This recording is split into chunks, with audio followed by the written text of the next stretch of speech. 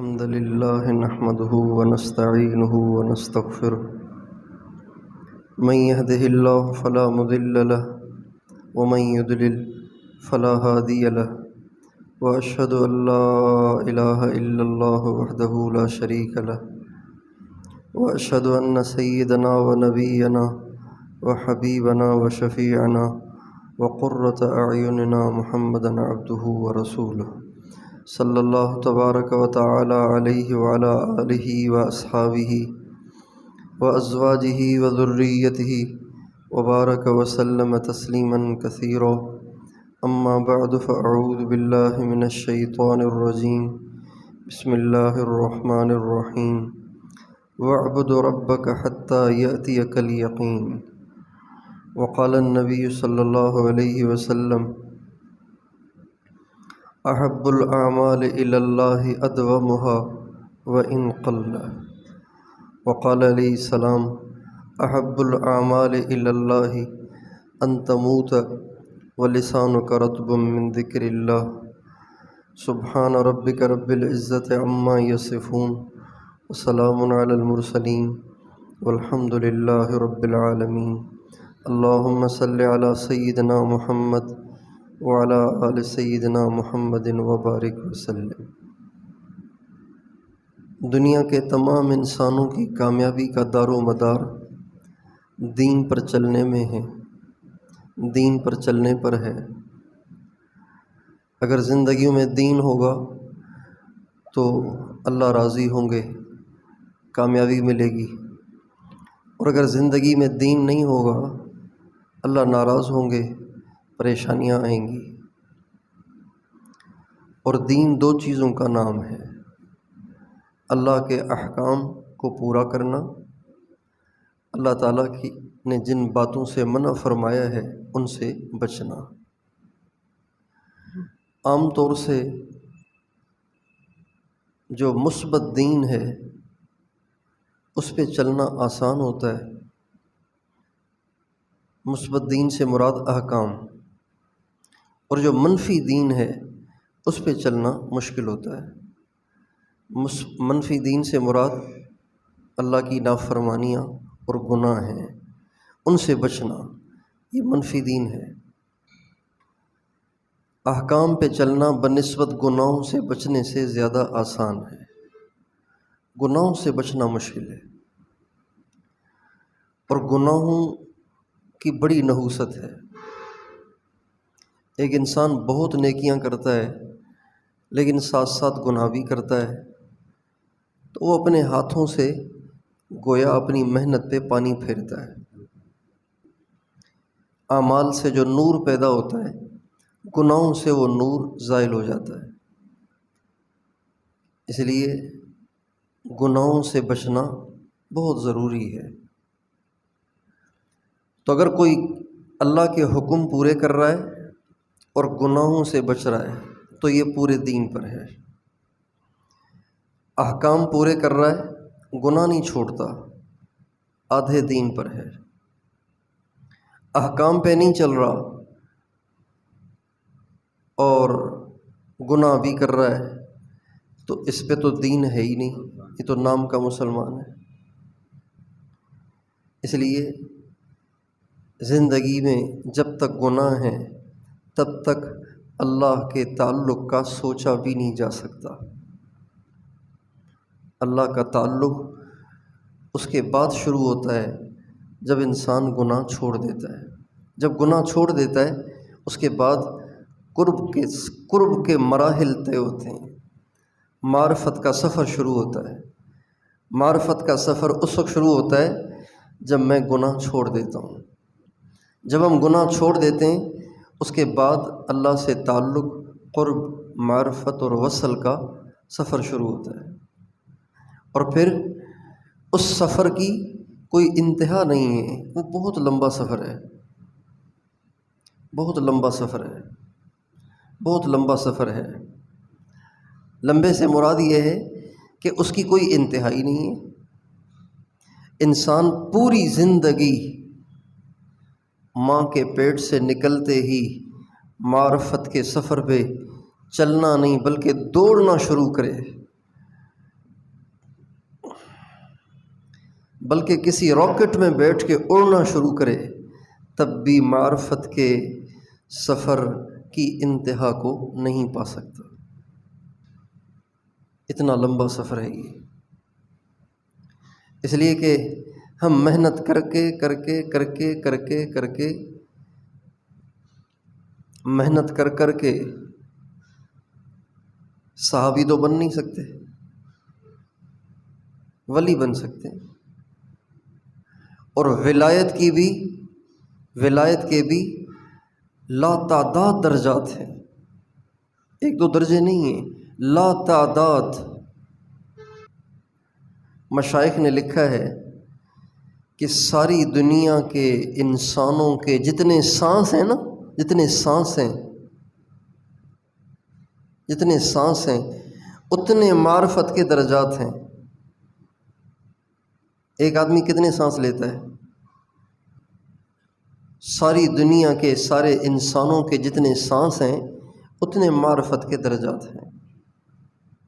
تو اس لیے اہل اللہ کبھی مجاہدے، قربانیاں، محنتیں کر کے مطمئن نہیں ہو جاتے، وہ کہتے ہیں ابھی تو منزل بہت باقی ہے، دوڑتے رہتے ہیں یہاں تک کہ دنیا سے چلے جاتے ہیں۔ اس لیے اللہ تعالیٰ کا جو حکم ہے نا، سارعوا الی مغفرۃ من ربکم وجنہ، دوڑو۔ اب یہ جو دوڑنے کا حکم ہے نا، یہ دوڑنے کا جو حکم ہے وہ 14 سال کے اس بچے کی طرف بھی متوجہ ہے جو آج ہی بالغ ہوا ہے، 40 سال والے کی طرف بھی متوجہ ہے، 70 سال والے کی طرف بھی متوجہ ہے، جو بستر مرگ پہ موت کے انتظار میں 95 سال کی عمر میں پڑا ہوا ہے اس کی طرف بھی متوجہ ہے، اس کو بھی اللہ کا حکم ہے دوڑ لگاؤ۔ اب بھی اطمینان نہیں، دوڑ لگاؤ، یہ نہیں کہ بہت کر لیا بس اب جانے کی تیاری ہے، نہیں، اب بھی دوڑنا ہے۔ حضرت جنید بغدادی رحمۃ اللہ علیہ کہ جب انتقال کا وقت آیا تو قرآن پڑھ رہے تھے، کسی نے کہا حضرت ساری زندگی بہت کچھ کیا ہے، اتنی شدید علالت ہے، اتنی بیماری ہے، اتنا ضعف ہے، اور پتہ نہیں سانس کب نکل جائے، تھوڑا سا اپنے آپ کو ریسٹ تو دیں، آرام تو دیں۔ تو فرمانے لگے اس وقت دنیا میں مجھ سے زیادہ تلاوت کا کوئی محتاج نہیں، اس لیے کہ میرا اعمال نامہ ابھی بند ہونے لگا ہے، مجھ سے زیادہ تلاوت کا اور کوئی محتاج ہو سکتا ہے کہ ابھی میرا اعمال نامہ بند ہو رہا ہے، اب نہیں کر سکوں گا، پھر ساری زندگی، پھر اس کے بعد کبھی بھی نہیں کر سکوں گا۔ مرنے والا قبر میں اگر روزانہ ایک ختم بھی کرے تو ایک نیکی نہیں ملے گی اسے۔ بہت سے لوگ ایسے ہیں جن کو اللہ تعالیٰ قبر میں بھی عبادت کی سعادت دیتا ہے، قبر میں بھی عبادت کی سعادت دیتا ہے۔ ایک بزرگ کے بارے میں حضرت شیخ الحدیث مولانا زکریا صاحب رحمۃ اللہ علیہ نے لکھا ہے فضائل صدقات میں کہ ان کی تدفین ہوئی تو تدفین کے دوران اس کے بعد قبر کی نا اینٹ گر گئی، تب اس کو ٹھیک کرنا تھا، لیکن جب اینٹ ہٹی تو اندر نظر جا رہی تھی، اندر جو نظر ڈالی تو جن بزرگ کو دفنایا تھا وہ کھڑے نماز پڑھ رہے ہیں، قبر میں کھڑے نماز پڑھ رہے ہیں، بڑے پریشان ہوئے، جلدی سے مٹی ڈالی اور گھر پہنچے اور ان سے پوچھا، گھر والوں سے پوچھا کہ ان کا ایسا کیا عمل تھا، کوئی آپ کے ذہن میں کوئی عمل ہے؟ انہوں نے بتایا نہیں کہ اندر کیا ہو رہا ہے۔ ان کی کوئی نیکی تھی، ان کا کون سا خاص عمل تھا؟ کا 40 برس عشاء کے وضو سے فجر کی نماز پڑھی، اور روزانہ جب رات ختم ہونے والی ہوتی، صبح صادق کا وقت ہوتا تو اللہ سے کہتے اے اللہ اگر کسی کو قبر میں نماز کی تو سعادت دے سکتا ہے تو مجھے قبر میں نماز پڑھنے کی سعادت ضرور دینا۔ 40 برس تک ساری رات عبادت کر کے اللہ سے بس اتنی سی دعا مانگی کہ اللہ مجھے قبر میں نماز پڑھنے کی توفیق دے، اس لیے کہ جو نماز میں مزہ ہے وہ جنت میں بھی نہیں ہے۔ لیکن اس نماز کا ثواب کوئی نہیں ہے، اس نماز کا اجر کوئی نہیں ہے۔ بعضوں کو اللہ قبر میں قرآن پڑھنے کی سعادت دیتا ہے، لیکن مرنے کے بعد کیے جانے والے نیک اعمال پر اجر نہیں ملے گا۔ جب تک زندگی ہے، جب تک یہ دنیاوی سانس چل رہی ہے، تب تک ہم جو عمل کریں گے اس کا اجر ہمیں ملتا رہے گا۔ تو حضرت جنید بغدادی فرمانے لگے، مجھ سے زیادہ اس وقت تلاوت کا محتاج اور کون ہو سکتا ہے جب کہ میرا اعمال نامہ بند ہونے لگا ہے۔ تو انسان کے آخری سانس تک اسے دوڑ لگانے کا حکم ہے، اسے اللہ کو راضی کرنے والے اعمال کو کرنے کا حکم ہے۔ قرآن پاک میں اللہ تعالیٰ ان لوگوں کے بارے میں جو مرتے دم تک لگے رہتے ہیں، مرتے دم تک لگے رہتے ہیں، یہ نہیں کہ اب 40 دن لگا کے آئیں اب 40 دن ریسٹ کرنا ہے، اب 4 مہینے لگا کے آئیں اب کم از کم 4 مہینے تو ریسٹ کرنا چاہیے نا، 4 مہینے تو نہیں تو کم از کم 1 مہینہ تو ریسٹ کرنا چاہیے۔ پیچھے ہی نہیں چھوڑتے تبلیغ والے۔ ابھی 20 دن خانقاہ میں گزار کے آیا ہوں، ذرا ہٹو، مجھے ابھی نیند پوری کرنی ہے، اعمال کریں، مجھے ابھی آرام کرنا ہے، نیند پوری کرنی ہے، کم از کم 20 دن کی تھکاوٹ 10 دن تو اتارنے دو۔ ایسے نہیں، بلکہ مرتے دم تک جو لگے رہتے ہیں، مکتب عشق کے انداز نرالے دیکھے، اس کو چھٹی نہ ملی جس نے سبق یاد کیا۔ دین میں کوئی چھٹی نہیں، دین میں کوئی چھٹی نہیں۔ آپ نے دیکھا ہے جمعے کے دن 5 نمازوں میں سے کوئی معاف ہے؟ دنیا کا کام معاف ہے، دکان بند رکھو بے شک، دفتر کی بھی چھٹی، نمازیں کی معافی نہیں ہے۔ عید کے دن معافی ہے، بلکہ عید کے دن ایک اور بڑھا دیتے ہیں نماز، اس کو چھٹی نہ ملی جس نے سبق یاد کیا۔ یہ نہیں کہ بھائی 30 روزے رکھے نا، ساری تراویح پڑھی ہے، چلو عید کے دن تم سے ساری نمازیں معاف، نہیں، اس کو چھٹی نہ ملی جس نے سبق یاد کیا۔ پہلے تو فجر اشراق پڑھ کے سو جاتے تھے، آج سونا نہیں ہے، آج آؤ میدان میں، محلے میں بھی نہیں، دور دراز میدان میں آؤ، لمبے 2 خطبے بھی سنو، نماز بھی پڑھو، لمبی دعا بھی کرو۔ دین میں چھٹی نہیں ہے، چل سو چل، چل سو چل، چل سو چل۔ ہمارے حضرت جی فرماتے ہیں، کام اور کام اور بس کام، مرنے کے بعد جا کے آرام، کام اور کام اور بس کام، مرنے کے بعد آرام۔ ہمارے نبی دنیا سے جا رہے ہیں، بستر پر آپ لیٹے ہوئے ہیں، آپ سے اٹھا نہیں جا رہا، چلا نہیں جا رہا، بلکہ ضعف کا حال یہ ہے کہ آپ علیہ السلام سونے سے پہلے 3 کل پڑھ کے اپنے جسم پہ دم کرتے تھے۔ آپ علیہ السلام نے اماں عائشہ سے فرمایا، عائشہ مجھ سے 3 کل پڑھے نہیں جا رہے، تو پڑھ کے مجھ پہ دم کر، تاکہ عمل نہ رہ جائے، تاکہ کیا نہ رہ جائے، عمل نہ رہ جائے۔ اور اس حال میں لیٹے ہوئے ہیں اور اپنا کام جاری ہے، الصلاۃ الصلاۃ وما ملکت ایمانکم، دعوت چل رہی ہے، دعوت چل رہی ہے۔ یہ میرے اور آپ کے لیے ایک سبق ہے، چونکہ نبی نمونہ ہوتا ہے، نبی کی ذات اقدس امت کے لیے نمونہ ہوتی ہے۔ ہمارے نبی نے ہمیں ایک ایسا نمونہ دیا ہے جس میں آرام سب بتاؤ، آرام ہے ہی نہیں۔ کب ہے؟ قبر میں، اس سے پہلے کوئی چھٹی نہیں۔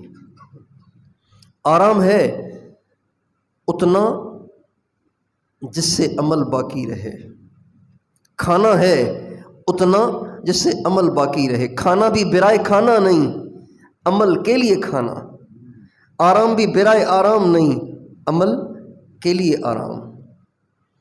جب گاڑی لمبی ڈرائیو کی جاتی ہے نا تو بعض دفعہ ہیٹ اپ ہو جاتا ہے، تو گاڑی کو کسی درخت کے نیچے کھڑا کر دیتے ہیں اور کہیں سے پانی لے کر اس کے اندر ڈالتے ہیں اور اس کو ٹھنڈا کرتے ہیں۔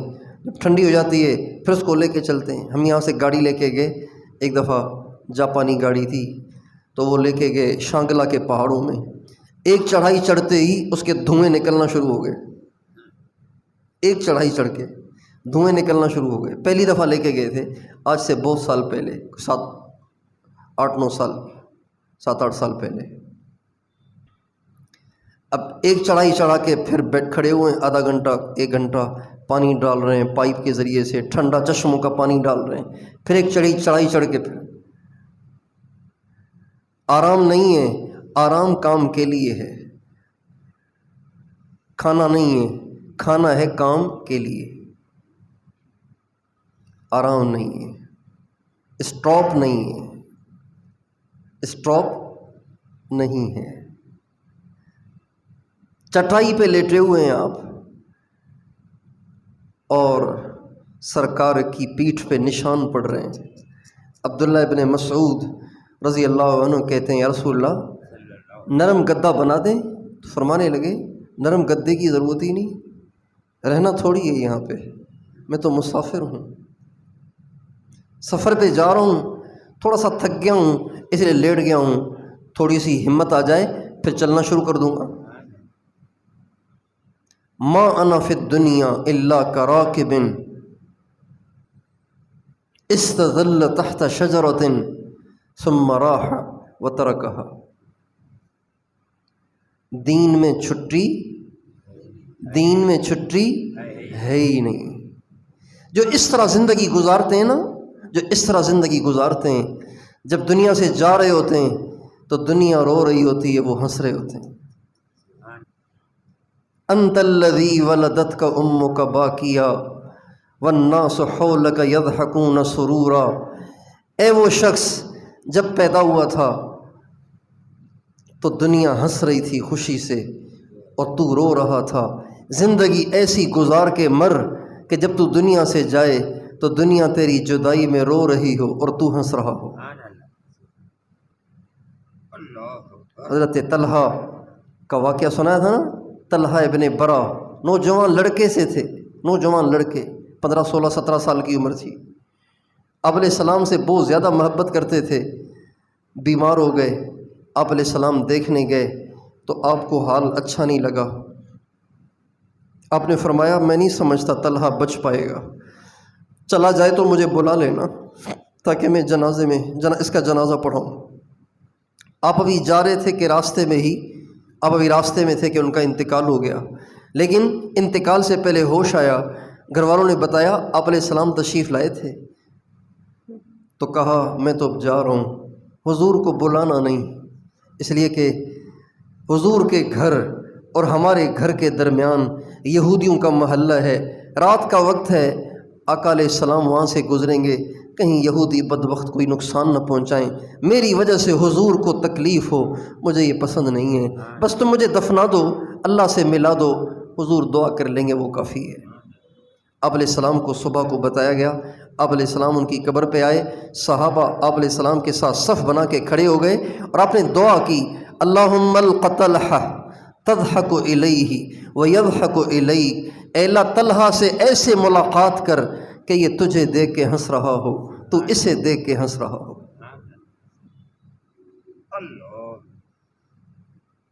کیسی مزے کی موت ہے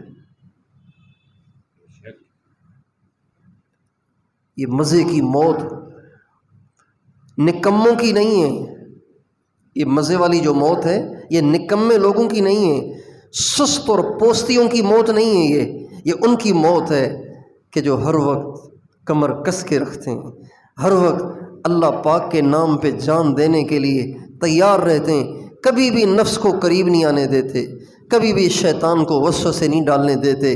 عمل کا وقت آ جائے تو ان سے زیادہ کوئی صحت مند اور چست نظر نہیں آتا۔ ہم نے جن جن اہل اللہ کو دیکھا ان سب کو اللہ پاک کے معاملے میں سب سے زیادہ چست اور تندرست دیکھا، اگرچہ وہ چل بھی نہیں سکتے تھے، چلنے کی طاقت نہیں ہے، لیکن اللہ پاک کے معاملے میں اتنے چست ہیں کہ ایسے لگ رہا ہے جیسے کوئی 20 سال کا نوجوان ہے۔ ہمارے حاج صاحب جب بیمار ہوئے، پہلی دفعہ انتقال سے پہلے 2-3 دفعہ ان پہ شدید بیماری کا دورہ پڑا، تو جو پہلا دورہ پڑا نا ان کو، تو ڈاکٹروں نے ان کو بولنے سے منع کر دیا تھا، ڈاکٹروں نے ان کو بولنے سے منع کر دیا تھا۔ بہت دن ہسپتال میں رہے، بہت دن، پہلی دفعہ لاہور میں بہت دن ہسپتال میں رہے۔ اچھا، ہم نے حاج صاحب پہ کبھی اتنا بڑا حال دیکھا ہی نہیں، ہم نے ان کو دوڑتے دیکھا، دوڑتے نہیں اڑتے دیکھا، اڑتے۔ ہم جوان تھے، اتنا تیز نہیں چل پاتے تھے جتنا وہ یہ گئے، ابھی کھڑے تھے وہ جا رہے ہیں، ایسے جیسے ہوا ہوتی ہے، ہمیشہ ان کو ایسے دیکھا۔ اور محبت ان سے ایسی تھی کہ سب سے زیادہ دنیا میں اتنی محبت کسی سے نہیں تھی جتنی ان سے تھی۔ جب وہ ہاسپٹل میں ایڈمٹ ہوئے اور ICU میں اور خطرے میں، تو میں 7 گھنٹے مسلسل ان کے لیے رویا۔ کتنے گھنٹے؟ 7 گھنٹے دعا مانگی، 7 گھنٹے دعا مانگی اور مسلسل روتے ہوئے، اتنی ان سے محبت تھی۔ 7 گھنٹے روتا رہا، روتا رہا، روتا رہا۔ اللہ ہمیں ان کی ضرورت ہے، ان کو ہم سے چھین نہیں، ان کو ہم سے چھیننا نہیں۔ ہمارا ان سے اتنا دل لگ گیا ہے کہ ہم ان کے بغیر جی نہیں سکے، مر جائیں گے ہم، اس لیے آپ مہربانی کریں ان کو کھڑا کر دیں دوبارہ سے۔ رجال صدقوا ما عاهدوا اللہ علیہ، وہ ایسے لوگ تھے جنہوں نے اللہ سے جو وعدہ کیا تھا اسے وفا کر دکھایا۔ جب وہ ہسپتال سے ڈسچارج ہوئے تو اس کے بعد کراچی کا اجتماع تھا، اور فرمایا میں کراچی کے اجتماع میں جاؤں گا۔ اصرار کیا، حضرات نے طے کر دیا اور آگے کراچی کے اجتماع میں آ تو گئے، لیکن بیان طے نہیں ہوا۔ ان کی عادت تھی کہ میں نے بولنا ہے، دعوت دینی ہے، بولنا ہے، لیکن بیان طے نہیں ہوا۔ پہلا مغرب کا بیان ان کا ہوتا تھا ہمیشہ، پہلا مغرب کا جو مین بیان ہے وہ ان کا ہوتا تھا۔ تو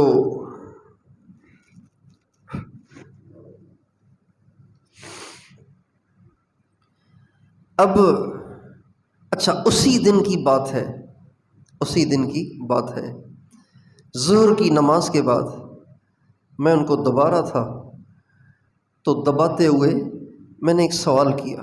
میں نے کہا جی آپ سے ایک بات پوچھنی ہے۔ کہ کیا؟ میں کہ آپ فرماتے ہیں کہ میں پورے ملک میں پھرا ہوں، پورے پاکستان میں پھرا ہوں، کہیں مجھے دائی نظر نہیں آیا، کہیں مجھے دائی نظر نہیں آیا، میں پورے ملک میں پھرا ہوں، مجھے کہیں دائی نظر نہیں آیا۔ میں نے کہا مجھے ایک بات سمجھ نہیں آ رہی، اس میں پاکستان میں ہزاروں ہیں جو ہر سال 4 مہینے لگاتے ہیں، ہزاروں ہیں جن کے باہر ملکوں کے سفر ہو گئے، ہزاروں ہیں جن کے پاکستان کے اندر پیدل سال لگ گئے، ہزاروں ہیں جنہوں نے زندگیاں مرکزوں کے نام وقف کی ہوئی ہیں، گھر جاتا ہی نہیں وہ۔ آپ کہتے ہیں دائی نہیں ملا آپ کو، تو آپ کے نزدیک دائی ہونے کا کیا معیار ہے؟ تو فرمانے لگے کہ میرے نزدیک دائی وہ ہے جسے دعوت دیے بغیر چین ہی نہ آئے، دعوت دیے بغیر اسے بتائیے آپ لوگ بولتے کیوں نہیں ہیں؟ جب میں پوچھتا ہوں تو بولا کریں نا، سوئے ہوئے ہیں کیا؟ دائی میرے نزدیک وہ ہے جسے دعوت دیے بغیر، یہ بات ہو گئی ظہر اثر کے درمیان۔ اثر کے بعد نماز پڑھ کے جا کے جہاں حویلی کے اندر جہاں بزرگ ٹھہرتے ہیں اجتماع میں، وہاں پہ جا کے کرسی لگا کے بیٹھ گئے، نماز وہیں پڑھی، وہیں بیٹھے رہے، ذکر کرتے رہے۔ مغرب کی نماز کا جب وقت ہوا، اب مغرب کے بعد وہ وقت ہے جس میں انہی کا بیان ہوا کرتا تھا، آج بیان نہیں ہے، بولنے کی اجازت نہیں ہے۔ مغرب کی نماز پڑھ کے جتنے لوگوں نے ساتھ نماز پڑھی نا، ان کو قریب کر لیا اور شروع ہو گئے۔ پون گھنٹہ ان بیٹھے ہوں سے بات کی، ادھر بیان چل رہا ہے، ادھر ان کی بات چل رہی ہے۔ جو دوپہر کو بتایا وہ مغرب کے بعد کر کے دکھایا۔ دائی وہ ہے جسے دعوت دیے بغیر چین نہ آئے۔ تو جن بزرگوں کو دیکھا نا، ان کو یہ ایسا دیکھا کہ وہ اللہ کے معاملے میں سست نہیں تھے، اللہ کے معاملے میں سست نہیں تھے، وہ بڑے تندرست ہو جاتے تھے، بڑے چست ہو جاتے تھے، بڑے طاقتور ہو جاتے تھے، بڑے صحت مند ہو جاتے تھے اللہ کے معاملے میں۔ اور یہ پکی بات ہے، جو اللہ کے معاملے میں سست ہوتے ہیں وہ کبھی اللہ تک نہیں پہنچتے، وہ اسی طرح گناہوں کی زندگی گزارتے رہتے ہیں، کبھی بد نظری کریں گے، کبھی غیبت کریں گے، کبھی کسی برائی میں ہوں گے، کبھی کسی برائی میں ہوں گے، وہ بیچارے ایسے ہی دھکے کھاتے رہیں گے۔ اور جو اللہ کے بارے میں چست ہوتے ہیں نا، چست، عمل کا وقت آ گیا ہے، اب دنیا ادھر سے ادھر ہو جائے، میں نے تو عمل ہی کرنا ہے، یہ میرا مراقبے کا وقت ہے نا، اب میں کسی کا نہیں ہوں، یہ میرا مراقبے کا وقت ہے۔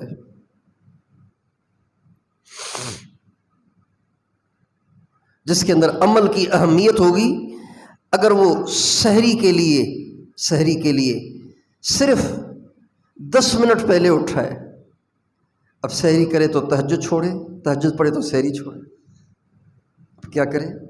جس کے اندر میں اہمیت ہوگی وہ 1 منٹ میں وضو کرے گا، 1 منٹ میں کیا کرے گا؟ وضو کرے گا، اور 8 منٹ میں 8 رکعت پڑھے گا، اور 1 منٹ میں 2 یا 3 کھجوریں اور آدھا گلاس پانی پیے گا۔ عمل کی اہمیت نہیں ہوگی، کہے گا اوفو آج تو بہت دیر ہو گئی، چلو بیگم لاؤ جلدی سے پراٹھا، انڈا اور پھینیوں کے بغیر، پراٹھے کے بغیر، انڈے کے بغیر روزہ کیسے ہوگا؟ ہم تو سحری میں یہ کھاتے ہیں، اس کے بغیر تو ہماری سحری ہوتی نہیں ہے۔ تہجد کے بغیر تو ٹھیک ہے، لیکن پراٹھے کے بغیر سحری کیسے ہوگی؟ لہٰذا سحری کریں گے مکمل اور عمل کا کریں گے ستیہ ناس۔ ایسے لوگ اللہ تک کبھی نہیں پہنچتے۔ سحری 1 کھجور سے بھی ہو جاتی ہے۔ ہمارے حاج صاحب فرمانے لگے، حضرت شیخ الحدیث مولانا محمد زکریا صاحب رحمۃ اللہ علیہ فیصل آباد تشریف لائے، مفتی زین العابدین صاحب کے مدرسے میں انہوں نے رمضان میں 1 مہینے کا اعتکاف کیا۔ پورے ملک سے ہزاروں علماء، بڑے بڑے اللہ والے آئے اور آ کے حضرت کی صحبت کی نیت سے آ کے وہاں انہوں نے اعتکاف کیا۔ حاج صاحب فرماتے ہیں میں اعتکاف مکمل ہونے کے بعد حاضر خدمت ہوا تو حضرت مولانا زکریا صاحب نے فرمایا بھائی عبدالوہاب، ہم نے تمہارے پاکستان میں پورا مہینہ نہ کوئی کھانا کھایا ہے نہ کوئی پانی پیا ہے، پورا مہینہ ہم نے تمہارے پاکستان کا نہ پانی پیا ہے نہ کھانا کھایا ہے۔ معلوم کیا کہ پھر سحریاں افطاریاں کیسے ہوئی ہیں؟ تو ساتھیوں نے بتایا سحری میں بھی اجوا، 1 اجوا، افطاری میں بھی 1 اجوا، سحری میں بھی 2 گھونٹ زمزم، افطاری میں بھی 2 گھونٹ زمزم، اور اس وقت حضرت کی عمر 90 کے قریب ہو رہی ہے، 80 سے اوپر ہے، 80 سے اوپر ہے۔ اللہ تعالیٰ اپنے نبی سے فرماتے ہیں وَاعْبُدْ رَبَّكَ حَتَّى يَأْتِيَكَ الْيَقِينُ، اے میرے نبی لگے رہو یہاں تک کہ موت آ جائے، لگے رہو یہاں تک کہ مولانا یوسف صاحب رحمۃ اللہ علیہ کا واقعہ تو میں نے سنایا کہ جب انتقال ہوا بلال پارک لاہور میں، جنازہ لے جایا گیا ہندوستان، والدہ ابھی حیات تھیں، مولانا یوسف صاحب کی عمر اس وقت تھی 48 سال، کتنی؟ 48 سال عمر، داڑھی ساری کالی تھی،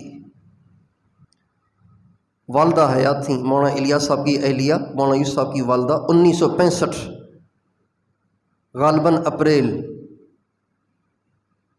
یا جون جو بھی، تو جب جنازہ لایا گیا اور والدہ آئیں جنازے کو دیکھنے کے لیے، تو والدہ فرمانے لگی یوسف بہت تھکے، بہت اوروں کو بھی تھکایا، اب میٹھی نیند سو جا، اب تجھے کوئی نہیں جگائے گا۔ وَاعْبُدْ رَبَّكَ حَتَّى يَأْتِيَكَ الْيَقِينُ، لگے رہو یہاں تک کہ موت آ جائے۔ اس لیے آپ سارے بھائیوں سے دست بستہ یہ درخواست ہے کہ یہاں سے جا کے سست نہ پڑ جانا، تہجد میں، اشراق میں، چاشت میں، یاسین میں، مراقبے میں، درود پاک میں، استغفار میں، تلاوت میں، اوابین میں، نظر کو جھکانے میں، زبان کو بند رکھنے میں، گشتوں میں، ملاقاتوں میں سست نہ پڑ جانا۔ جو گھر گیا وہ گھر گیا یا گر گیا کا مصداق نہیں بننا، بلکہ گھر میں بھی پوری چستی اور پوری ہمت کے ساتھ جو مراقبے کا وقت ہے اس میں مراقبہ کرنا ہے، جو تلاوت کا وقت ہے اس میں تلاوت کرنی ہے، اور جو تبلیغی مصروفیات کا وقت ہے اس میں تبلیغی مصروفیات میں لگنا ہے، سستی نہیں کرنی۔ ابھی بہت ٹائم ہے، دیکھ لیتے ہیں، ابھی آج چلیں اٹھ کے کر لیں گے، آج اٹھ کے کر لیں گے، بس یہ گیا۔ جس نے نفس کو اتنی مہلت دے دی سمجھیے اس کا عمل اس سے چھوٹ گیا۔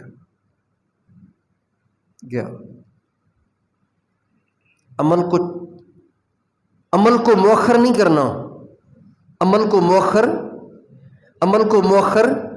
ہر چیز کو مؤخر کرنا ہے، عمل کو مؤخر نہیں کرنا۔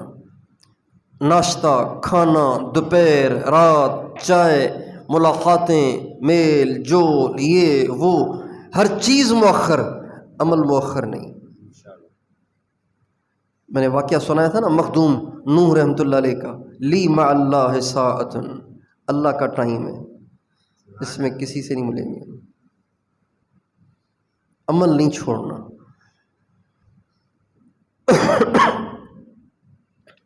جو اعمال میں سستی کرے گا، جو اعمال میں کوتاہی کرے گا، کبھی مراقبہ کیا نہیں کیا، کبھی کسی وقت کیا، کبھی کسی وقت کیا، درود شریف کبھی چلتے پھرتے پڑھ رہے ہیں، کبھی باتوں کے دوران پڑھ رہے ہیں، باتیں بھی کر رہے ہیں، درود بھی پڑھ رہے ہیں، وہ آدمی گناہوں سے بچ ہی نہیں سکتا۔ یاد رکھیں اس بات کو، وہ ضرور گناہ کرے گا جو اعمال کو اس طرح بگاڑ کے کرے گا، وقت پہ نہیں کرے گا، اہتمام سے نہیں کرے گا، ناغے کرے گا، وہ ضرور گناہ کرے گا۔ تیراکی آتی نہیں اور کشتی پاس نہیں تو ڈوبے گا نا، کہ ڈوبے گا کہ نہیں ڈوبے گا؟ ڈوبے گا۔ اس لیے ہمیں روزانہ صبح اعمال کی کشتی تیار کر کے اس میں بیٹھنا ہے، پھر دنیا کا سفر کرنا ہے، دکان کا، بازار کا، دفتر کا، دنیا کا سفر۔ پہلے صبح روزانہ کشتی بنانی ہے اور اس میں بیٹھنا ہے، اس کے بعد پھر دنیا کا سفر کرنا ہے۔ ناشتہ اگر آپ کیے بغیر دفتر چلے گئے تو انتقال نہیں ہو جائے گا۔ ناشتہ کیے بغیر دکان پہ چلے گئے، انتقال نہیں ہو جائے گا۔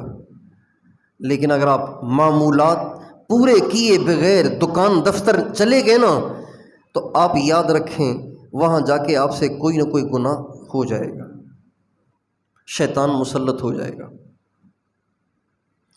اللہ تعالیٰ قرآن پاک میں فرماتے ہیں وَمَن يَعْشُ عَن ذِكْرِ الرَّحْمَنِ نُقَيِّضْ لَهُ شَيْطَانًا فَهُوَ لَهُ قَرِينٌ، جو اللہ کے ذکر سے منہ موڑے گا، سستی کرے گا، غفلت برتے گا، اللہ تعالیٰ فرماتے ہیں اس پر ایک شیطان مسلط کر دیا جاتا ہے۔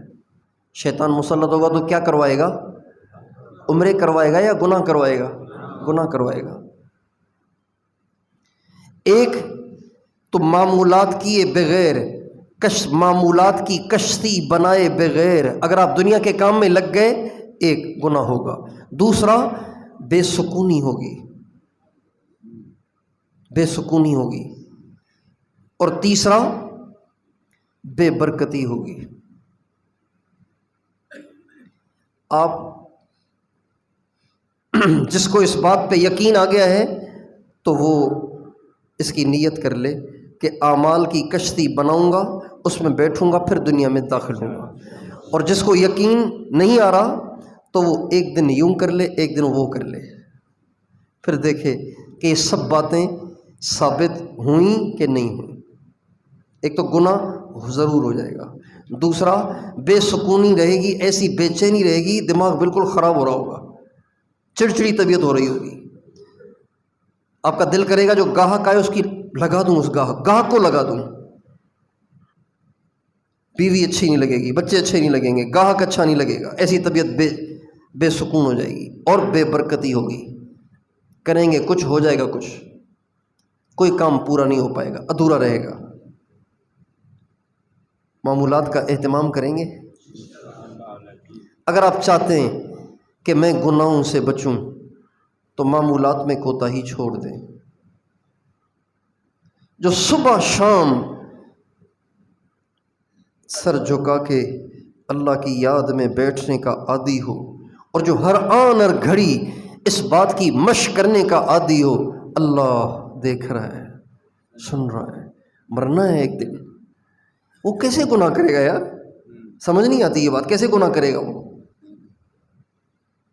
نہیں کرے گا۔ وہ اس کے سامنے عورتیں کپڑے اتار کے بھی آ جائیں اس کا دل خراب نہیں ہوگا۔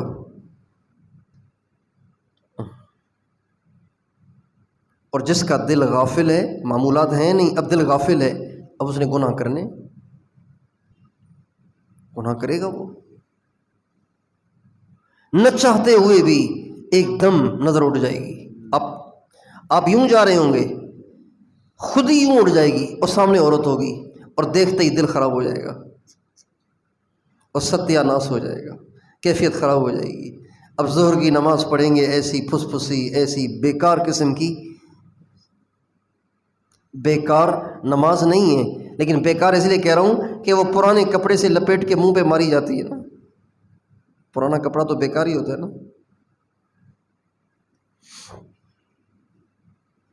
اس لیے آپ جتنے بیٹھے ہوئے نا، اس کا مجھے یقین ہے کہ آپ سارے گناہوں سے بیزار ہیں۔ کیوں جی، ہیں کہ نہیں؟ بیزار ہیں تبھی تو یہاں آئے ہیں، اتنی دور سے، اتنے دن سے بیزار ہیں، چھوڑنا چاہتے ہیں تبھی تو آئے ہیں۔ لیکن اگر آپ بیزار بھی ہیں اور اس سے بچنے کا جو ذریعہ ہے اس کو اختیار بھی نہیں کر رہے ہیں، تو اس کا مطلب ہے آپ مذاق کر رہے ہیں۔ بیزار بھی ہیں اور جس طریقے سے چھوٹیں گے اس کو اختیار کرنے کے لیے تیار بھی نہیں ہیں، تو اس کا مطلب ہے کہ آپ شاید اس گمان میں ہیں کہ کوئی کرے گا اور گناہ چھوٹ جائے۔ ایسے نہیں ہوگا۔ ایسے ہوتا تو حضرت بلال، حضرت خباب، حضرت صہیب، حضرت عمار تپتی ہوئی ریت پہ لٹایا جا رہا ہے، گلے میں رسی ڈال کے گھمایا جا رہا ہے، انگاروں پہ لٹایا جا رہا ہے، لوہے کی زرہ پہنا کے دھوپ میں کھڑا کیا جا رہا ہے۔ ایسے نہیں ہوگا۔ گناہ تب چھوٹیں گے جب عمل اہتمام سے اور مقرر وقت پر ہوگا۔ جس دن آپ نے، میں نے اعمال میں ناغا یا اعمال کو آگے پیچھے کر لیا، اس دن ہم نے دوبارہ گناہوں کو کرنے کی نیت کر لی۔ ہم نے خود ہی نیت کر لی، ہم نے خود ہی کر لی نیت۔ ایک آدمی نیت کر کے بیٹھا ہوا ہے تو اللہ تعالیٰ کا یہ تھوڑی نظام ہے کہ اس کو کان سے پکڑ کے کہیں گے نہیں ادھر آؤ۔ جو خود نیت کر لیتا ہے تو پھر اس کے لیے اس میں بھی آسانیاں پیدا ہو جاتی ہیں۔ یوسف علیہ السلام کی گناہ کرنے کی نیت نہیں تھی، اس لیے انہوں نے دوڑ لگائی تو بند تالے کھلتے چلے گئے، دروازے کھلتے چلے گئے۔ اس لیے اللہ تعالیٰ مجھے اور آپ کو توفیق دے، ہم گناہ کرنا چھوڑ دیں، اور گناہ چھوٹیں گے تب جب ہمارے اعمال کا اہتمام ہوگا۔ روزانہ درود پاک اور استغفار کی کم از کم ایک تسبیح پابندی سے ہو، اور یہ ایک تسبیح توجہ سے ہو۔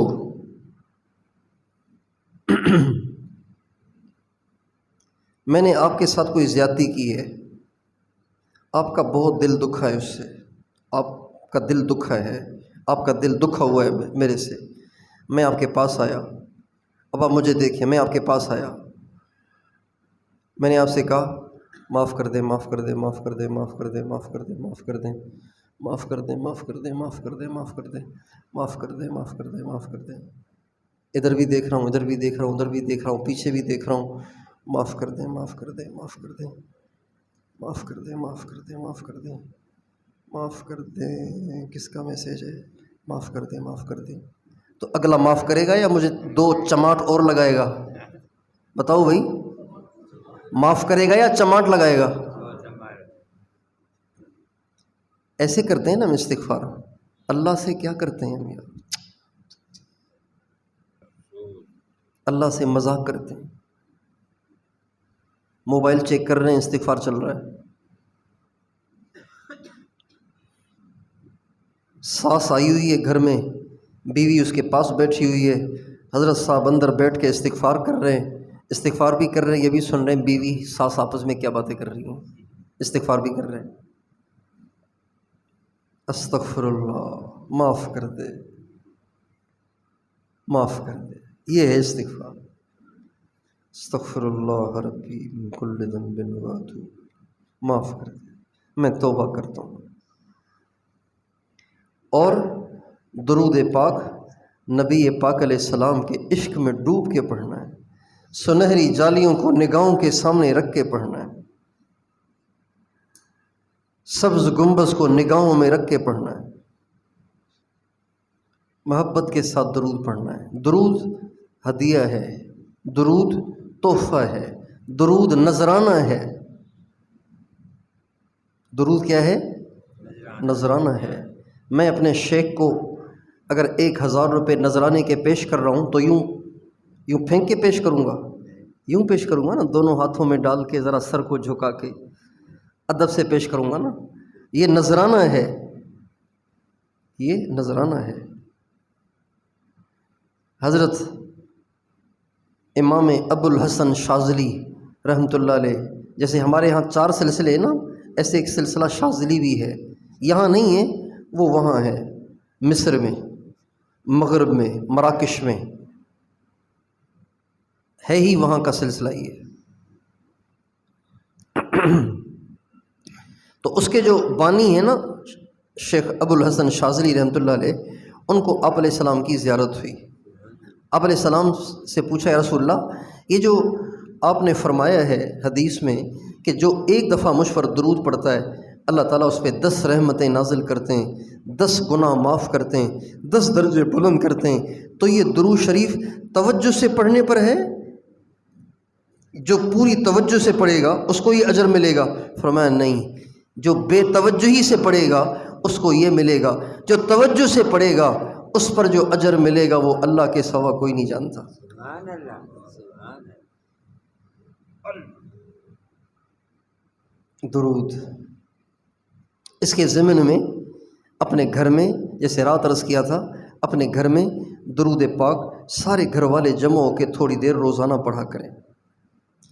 بڑے مسائل کا حل ہے اس میں، بڑے مسائل کا حل ہے اس میں، بڑی برکتیں ہیں اس کی۔ آدھا گھنٹہ کٹھے بیٹھ کے سب پڑھیں، 20 منٹ پڑھیں، 15 منٹ پڑھیں۔ بے روزگار ہیں، درود پڑھ کے دعا کریں۔ بے اولاد ہیں، درود پڑھ کے دعا کریں۔ بچیوں کے رشتے نہیں ہو رہے، درود پڑھیں، دعا کریں۔ آپس میں انبن ہے، درود پڑھیں، دعا کریں۔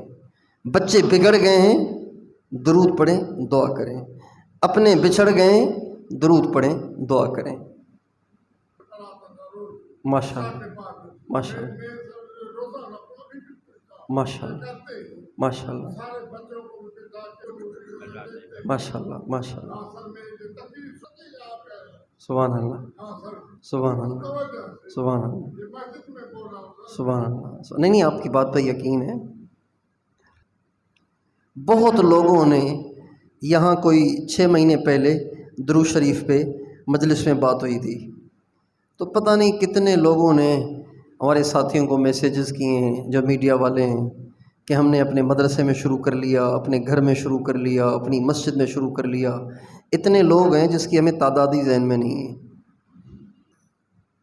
اور ان کی برکتیں وہ خود آنکھوں سے دیکھ رہے ہیں، اس لیے خوش ہو رہے ہیں۔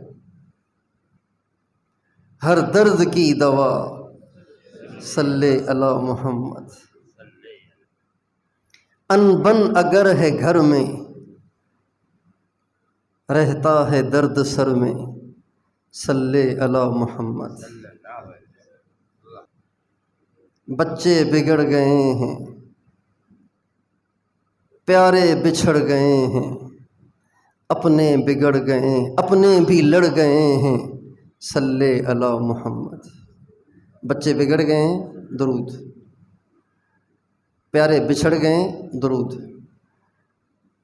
اپنے رشتہ دار بھی آپ سے لڑ گئے ہیں، درود۔ قرضے جو چڑھ گئے ہیں، صلی علی محمد۔ اللہ، ایک عمل ہو گیا استغفار، درود شریف۔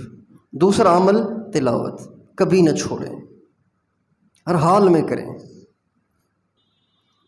اور نہیں تو چند رکوع ہی پڑھ لیں، پڑھیں روزانہ۔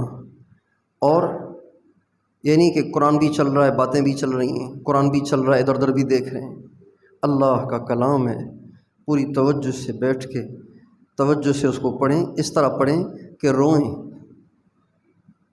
ان القرآن نزل بحزن فاذا قرأتموه فابكوا فان لم تبكوا فتباكوا۔ ابن ماجہ کی حدیث ہے، جب قرآن اترا ہے غم کے ساتھ، جب تم اسے پڑھو تو رویا کرو، رونا نہ آئے تو رونے جیسی آواز تو بناؤ،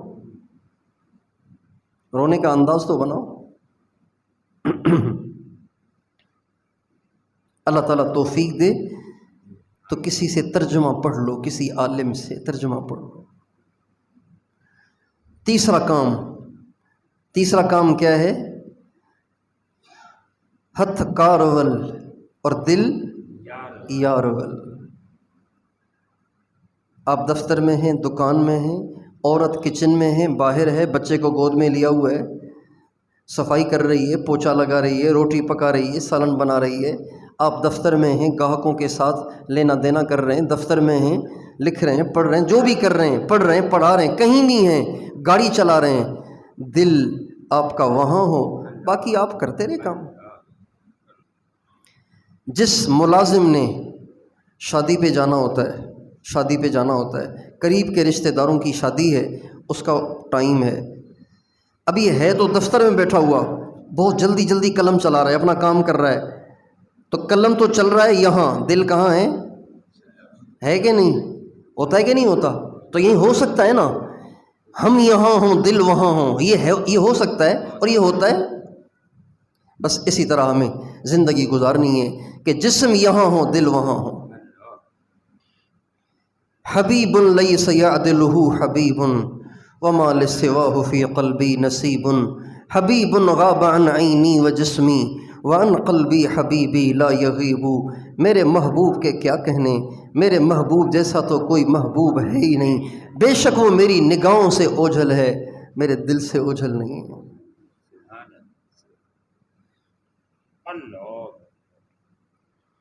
وَنَحْنُ أَقْرَبُ إِلَيْهِ مِنْ حَبْلِ الْوَرِيدِ، میں تو اپنے بندوں سے شہرک سے بھی زیادہ قریب ہوں۔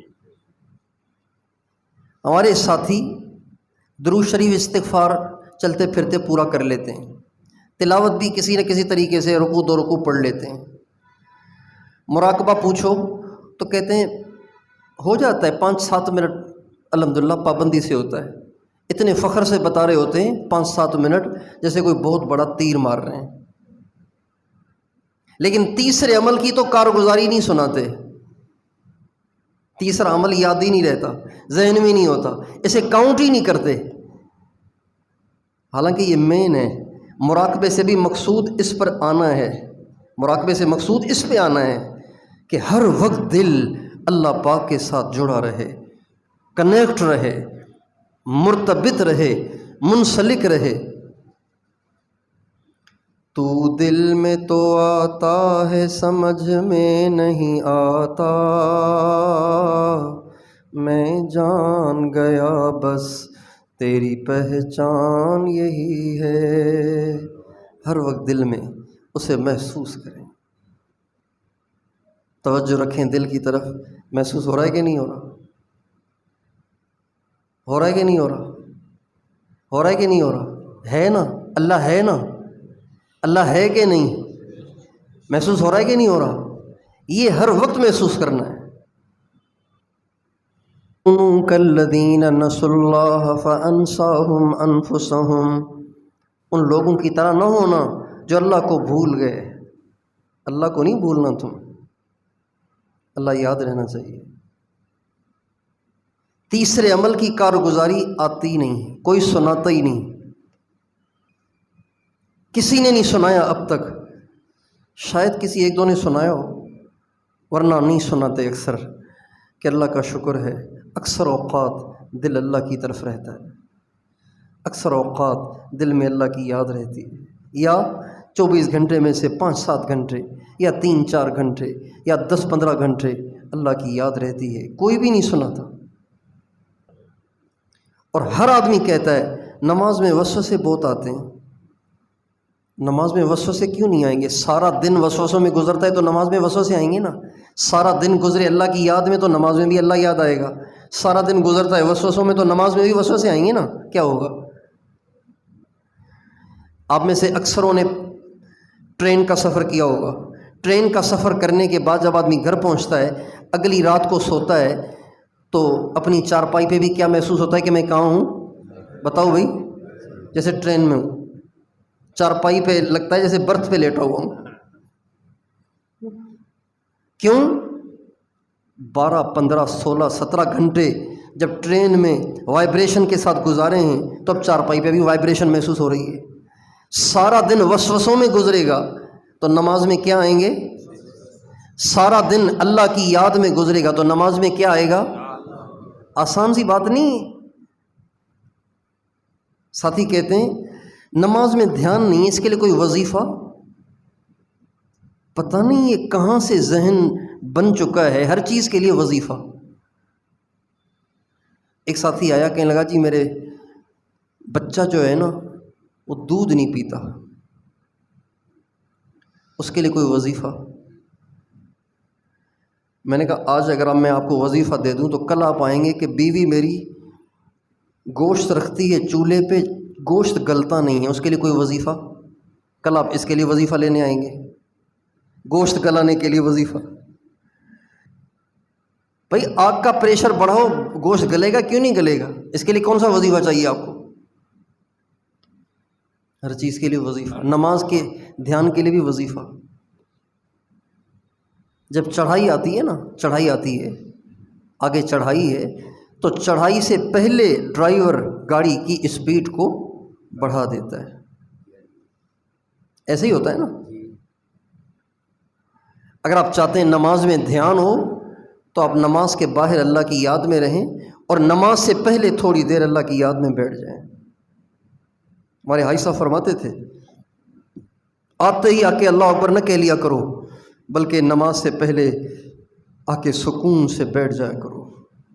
جب سارا وجود پرسکون ہو جائے، اب اللہ کی یاد میں تھوڑی دیر اپنے دل کو متوجہ کر کے اس کے بعد کھڑے ہو کے کہو اللہ اکبر۔ اس لیے ہمارے نبی نے نماز کی طرف دوڑ کر جانے سے منع کیا ہے۔ ہمارے نبی کا ارشاد ہے اگر نماز کھڑی ہو جائے تو دوڑ کے نہ پہنچو، سکون سے جاؤ، جو مل جائے وہ پڑھ لو، جو چلا جائے آئندہ جلدی آؤ۔ یہ تو حدیث کا لفظ نہیں ہے آئندہ جلدی آؤ، میں کہہ رہا ہوں کہ ایک رکعت نکل گئی ہے، ٹھیک ہے، اب آئندہ پھر جلدی آیا کرو۔ بھاگ بھاگ کے آ رہے ہیں اللہ اکبر، اب یہ اللہ کے دھیان سے کیسے نماز پڑھے گا؟ تو تیسرے عمل پہ محنت کرنی ہے آپ نے، میں بھی کروں گا، آپ بھی کریں۔ کون کون کرے گا تیسرے عمل پہ محنت؟ پکی بات ہے نا؟ کوئی لمحہ غفلت میں نہ گزرے، جو دم غافل سو دم کافر، یہ مولانا جمشید صاحب فرماتے تھے، جو دم غافل سو دم کافر، یعنی ایک اللہ والا اپنے بارے میں کہہ رہا ہے میں جس وقت جس لمحے اپنے آپ کو غافل دیکھتا ہوں میں سمجھتا ہوں میں تو کافر ہو گیا۔ اللہ دیکھ رہے ہیں، سن رہے ہیں، اور یہ دھیان باقی رہے اس کے لیے چند اسباب ہیں، پہلے بھی عرض کیے ہیں، دوبارہ عرض کرتا ہوں۔ ایک، نظر کو جھکانے کی مشق کریں، نظر ہر وقت یوں رکھیں۔ جب آپ کی نظر جھکی رہے گی، آپ کی ٹھوڑی آپ کے سینے کے قریب رہے گی، سینے سے دور ہوگی تو انتشار آئے گا، ٹھوڑی سینے کے قریب ہوگی یعنی نظر جھکی ہوگی تو طبیعت میں جمعیت آئے گی، ایک سوئی پیدا ہوگی۔ حضرت علی میدان جنگ میں فرماتے تھے فضول ادھر ادھر نہ دیکھا کرو، اس سے تمہاری طبیعتوں میں انتشار آئے گا، یکسوئی خراب ہو جائے گی۔ نظر کو جھکانے کی مشق کریں، زبان کو بند رکھنے کی مشق کریں، اور پیٹ کو ہلکا رکھیں۔ پیٹ کو، جس کا پیٹ بھرا ہوا ہوگا اس کے لیے نظر کو جھکانا مشکل ہوتا ہے، اس کے لیے وساوس اور خیالات کو روکنا مشکل ہوتا ہے۔ جس کا پیٹ ہلکا ہوتا ہے اس کو زیادہ خیالات اور زیادہ وساوس نہیں آتے، فضول ادھر کا خیال ادھر کا خیال یہ اس کو زیادہ آتے ہیں جس کا پیٹ بھرا ہوتا ہے۔ اور پیٹ بھرا ہوتا ہے دو وجہ سے، سن رہے ہیں غور سے؟ پیٹ کتنی وجہ سے بھرا ہوتا ہے؟ یا تو زیادہ کھانے کی وجہ سے یا قبض کی وجہ سے۔ زیادہ کھانے کی وجہ سے پیٹ بھرا ہوا ہے تو اب آئندہ کم کھانا شروع کر دیں۔ کم کتنا کھائیں؟ اتنا کم کھائیں، اتنا کم نہ کھائیں کہ کمزوری ہو جائے، بس ابھی بھوک 2-3 لقموں کی باقی ہو تو کھانا چھوڑ دیں، اتنا کم کرنا کافی ہے۔ اور اگر قبض ہے تو قبض کا علاج کریں۔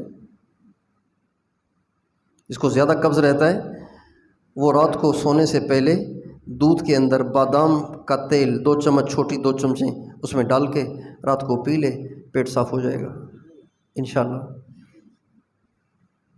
جس کو معدے کا السر ہے، تبخیر ہے، ہر وقت گیس چڑھتا رہتا ہے دماغ پہ، جس کی وجہ سے توجہ نہیں بیٹھتی مراقبے میں، تو اس کا علاج، بہت علاج کیے میں نے اس کے، لیکن مجھے سب سے زیادہ جس علاج سے فائدہ ہوا وہ آپ کے سامنے پیش کرتا ہوں۔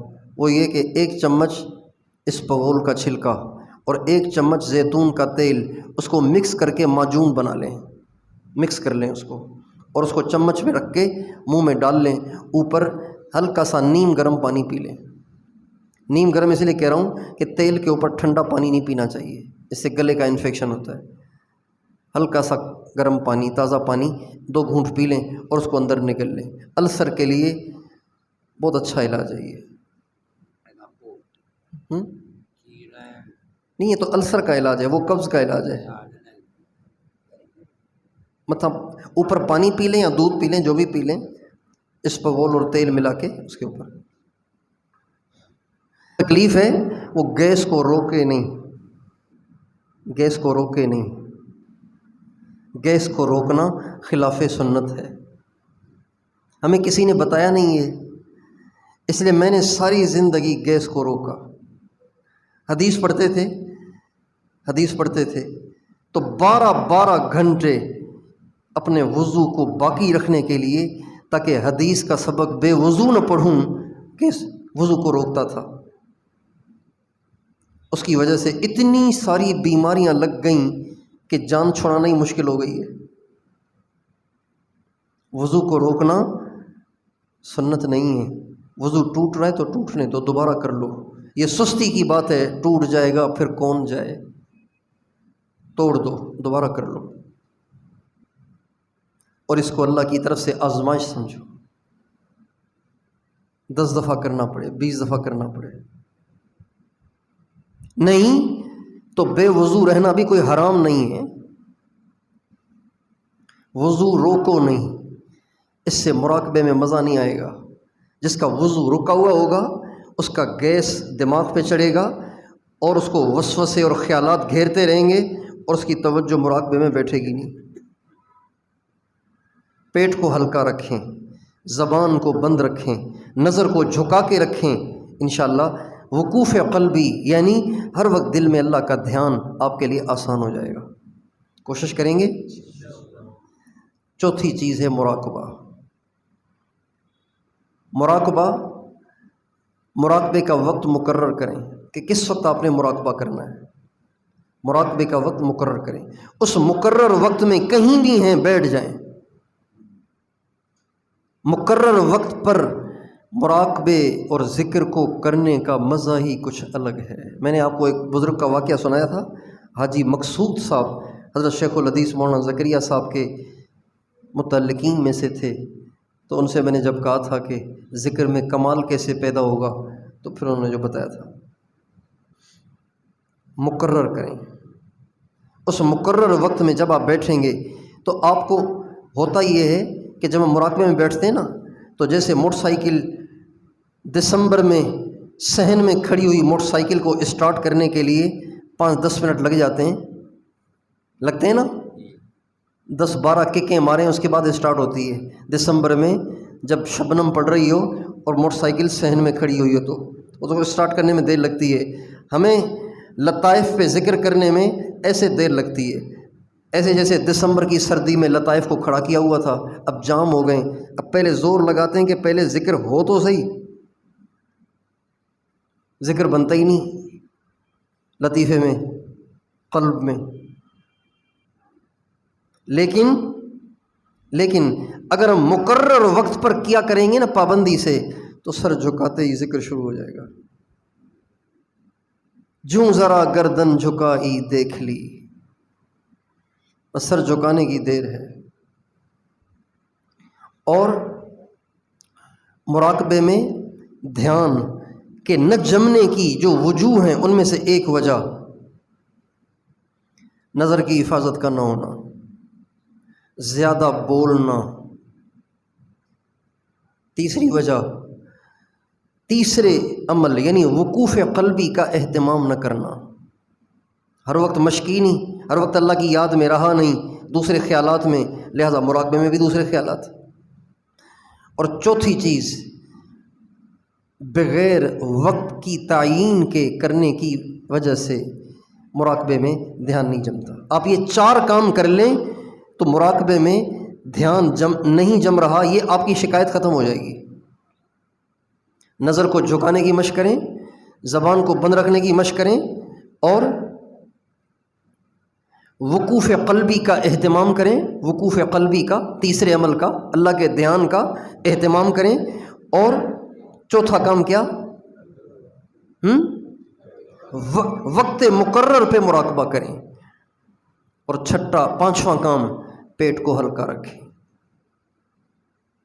پیٹ کو ہلکا رکھیں۔ چھٹی بات بھی ایک بڑی اہم ہے، وہ ہے بے برکت چیزوں سے پرہیز کرنا۔ کون سی چیزوں سے پرہیز کرنا؟ بے برکت چیزوں سے پرہیز کرنا۔ بے برکت چیزوں سے مراد بازار کے کھانے، فضول کھانے، ٹافیاں، چاکلیٹ، چپس، برگر، پیزا، شورما، ہوٹلوں کے کھانے، ادھر ادھر کی فضولیات، آئس کریمیں، ادھر ادھر کی فضولیات جو کھائے گا تو اس کا دل وسوسوں کی آماج گاہ بن جائے گا، وسوسوں کا کارخانہ بن جائے گا، وسوسے ہی وسوسے، وسوسے ہی وسوسے، وسوسے ہی وسوسے، یکسوئی بالکل نہیں حاصل ہوگی اس کو۔ یہ باتیں ہیں مراقبے میں دھیان نہ جمنے کا سبب۔ بچیں گے ان سے؟ یہ 4 کام ہیں جو ہمیں کرنے ہیں، اور 2 باتوں کا پرہیز وہ تو اس کے ضمن میں آ ہی گیا۔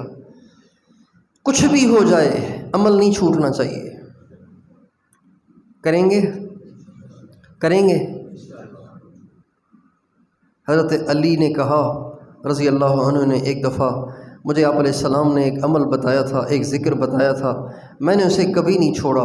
کسی نے کہا حضرت میدان جنگ میں، فرمایا وہاں بھی نہیں چھوڑا، میدان جنگ میں بھی نہیں چھوڑا، میدان جنگ میں بھی عمل نہیں چھوڑا۔ آپ علیہ السلام کے پاس طائف والے آئے اسلام قبول کرنے اور دین سیکھنے کے لیے۔ آپ علیہ السلام روزانہ ان کے پاس عشاء کی نماز کے بعد تشریف لے جاتے اور ان کی خیر خبر لیتے تھے، کیا سیکھا آج، کیا حال ہے، طبیعت ٹھیک ہے، سارے خوش ہو، ان سے حال احوال آپ لیا کرتے تھے۔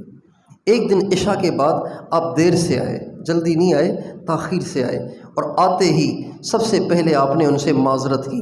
آپ نے فرمایا میں آج ذرا تاخیر سے آیا ہوں، اس لیے کہ میری تلاوت جو میں نے مقرر کی ہے وہ تھوڑی سی رہتی تھی، اس لیے میں نے سوچا پہلے عمل پورا کر لوں، اس کے بعد آپ لوگوں سے ملاقات کر لوں۔ اس لیے عمل میں کوتاہی نہیں کرنی چاہیے۔ تیار ہیں؟ ان ساری باتوں کا اہتمام کریں گے؟ اپنے گھر میں نرم بن کر رہیں۔ کیا بن کر رہیں گے؟ پیار سے رہیں، محبت سے رہیں، بیویوں سے محبت کریں جن کی ہیں، جن کی بیویاں ہیں وہ ان سے محبت کریں، ان سے اچھا سلوک کریں، ان سے لڑیں نہیں، ان کو جھڑکیں نہیں، ان کو ڈانٹیں نہیں۔ وہ آپ ہی کی وجہ سے اس گھر میں ہیں، آپ اس کو ذلیل کریں گے تو وہ کہاں جائے؟ کہاں جائے؟ عورتوں کی کارگزاریاں سنتا ہوں نا، یقین جانے شکر کرتا ہوں، شکر ہے اللہ تو نے مجھے عورت نہیں بنایا، ورنہ میں بھی کسی کی بیوی ہوتا تو پھر تانے سن سن کے کیا حشر ہوتا۔ اتنی عورتیں برداشت کرتی ہیں خاوند کی، بچوں کی، ساس کی، اتنی برداشت کرتی ہیں، اتنی برداشت کرتی ہیں، اس لیے بیچاری نفسیاتی مریض ہو جاتی ہیں، بچوں کو ڈانٹتی رہتی ہیں، بچوں سے لڑتی رہتی ہیں، بچوں کو پیٹتی رہتی ہیں، اس لیے کہ آخر بھڑاس کہیں تو نکالنی ہے نا، کہاں نکالے بیچاری وہ، خاوند کے سامنے تو بول بھی نہیں سکتی، کیا کرے بیچاری، ماں باپ کے پاس تو جا نہیں سکتی، کہاں جائے؟ کتنی بے بسی ہے عورت کی کہ سب کچھ چھوڑا اس کے لیے، اور یہ بھی ہمارا نہ ہوا، نہ ادھر کے رہے نہ ادھر کے رہے۔ کتنی بے بسی ہے اس عورت کی، کیا اس کی نفسیات ہوتی ہیں، کیا اس کے احساسات ہوتے ہیں، کتنی اس کے دل میں بے سکونی، بے قراری اور بے چینی ہوتی ہے، مرد اس کا تصور نہیں کر سکتا۔ اس لیے اپنی عورتوں کو راحت میں رکھیں، سکون میں رکھیں۔ اور عورت کے اندر ٹیڑھے پن کی خبر ہمارے نبی نے دے دی ہے، عورت میں ٹیڑھا پن ہے۔ رسی دیکھی ہے؟ رسی دیکھی ہے؟ اگر آپ اس کو ایک طرف سے تیلی لگا دیں اور وہ جل ساری جل جائے، جل جاتی ہے نا، لیکن بل نکلتا ہے اس کا، رسی کا بل نکلتا ہے، اس کی راکھ میں بھی بل ہوتا ہے۔ تو عورت میں ٹیڑھا پن ہے، عورت میں ٹیڑھا پن ہے، چاہے آپ اس کا چلہ لگوا لیں، چاہے آپ اس کے 15 دن لگوا لیں، چاہے آپ دنیا کے سب سے بڑے شیخ سے اسے بیعت کروا دیں، چاہے وہ 15 گھنٹے روزانہ مراقبہ کرے، ٹیڑھا پن اس میں رہے گا، اس کو برداشت کرنا ہے، اس کو کیا کرنا ہے؟ برداشت کرنا ہے۔ ہمارے نبی نے فرمایا عورتوں میں سے کوئی کامل نہیں، سب ناقص ہیں سوائے مریم اور فاطمہ کے، سوائے مریم۔ بات ختم ہو گئی۔ اب ہم کہیں کہ میری بیوی جیسے میں کہوں ویسے کرے، تو یہ مطالبہ اس کو سجدہ ہے جو خود ویسے کرتا ہو جیسے اللہ کہے، خود اللہ کی نہیں مانتا اور بیوی سے اپنی منوانے کی کا شوق چڑھا رہتا ہے۔ جیسے کہوں، یہ کپڑے یہاں کیوں ٹانگیں؟ جب میں نے کہا تھا کہ اس ہینگر میں ٹانگنے، تم وہاں جا کے کیوں ٹانگتی ہو؟ بیوی سے نہیں لڑنا کبھی، ورنہ سلوک مشکل ہو جائے گا، اللہ نہیں ملے گا۔ بیوی سے لڑنے والوں کو اللہ نہیں ملے گا۔ کون کون تیار ہے بیویوں سے لڑنے کے لیے؟ تیار تو سارے ہی ہوتے ہیں، تیار ہی ہوتے ہیں۔ گھر میں داخل ہوتے ہی ایسے گرجتے ہیں جیسے گھر میں بیٹھے ہوئے ساری بکریاں ہیں اور یہ ببر شیر اب آیا ہے۔ اماں عائشہ سے کسی نے پوچھا کہ آپ علیہ السلام گھر میں کیسے ہوتے تھے؟